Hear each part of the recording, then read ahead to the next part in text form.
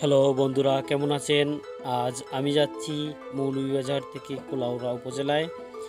চা বাগানের ভেতর দিয়ে এই রাস্তা চলে গেছে একদম কুলাউড়া উপজেলা পর্যন্ত এবং সবুজ মায়াবী দৃশ্য আপনারা দেখতে পাচ্ছেন। আমাদের সঙ্গে থাকুন, তাহলে আরও দেখতে পাবেন। বন্ধুরা, আপনারা জানেন যে বাংলাদেশে মোট চা বাগান 167টি এবং 167টি চা বাগানের মধ্যে আমাদের মৌলভীবাজার জেলায় 94টি চা বাগান আছে।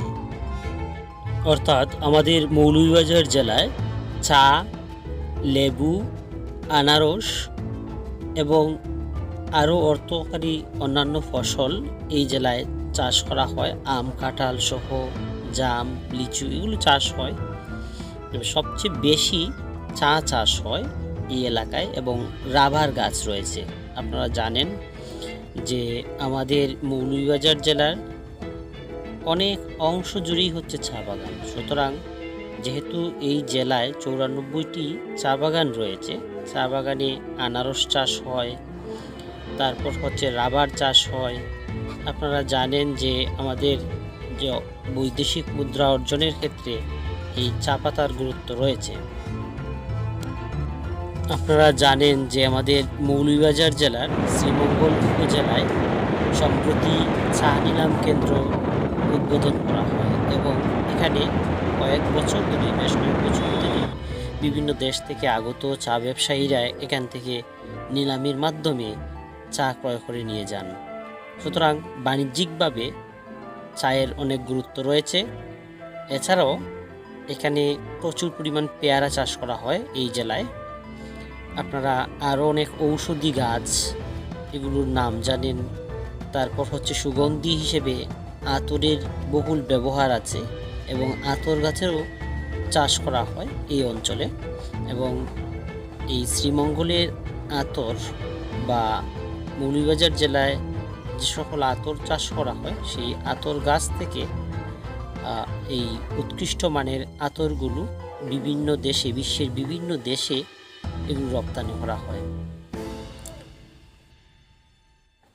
বন্ধুরা, আপনারা যদি এই সুন্দর সবুজ মায়াবী চা বাগানের দৃশ্য দেখতে চান, তাহলে আপনাদের অবশ্যই মৌলভীবাজার শহর থেকে চান্নিঘাট হয়ে, তারপর ট্যাংরা বাজার হয়ে, ব্রাহ্মণবাজার হয়ে, তারপর হচ্ছে আপনি কুলাউড়া উপজেলায় পৌঁছে যাবেন।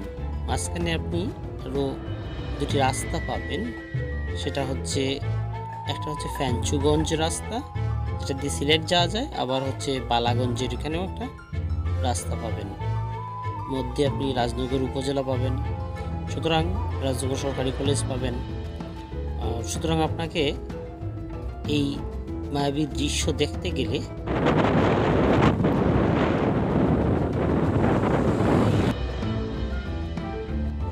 মৌলভীবাজার সদর থেকে, অর্থাৎ চান্নিঘাট পুলের এখান থেকে আপনি বাসে, লোকাল বাসে যাতায়াত করতে পারবেন, আবার সিএনজি দিয়েও আপনি যাতায়াত করতে পারবেন। এখানে সবচেয়ে বেশি যে পরিবহনের গুরুত্ব সেটা হচ্ছে সিএনজিতেই অধিকাংশ মানুষ চলাচল করে থাকে।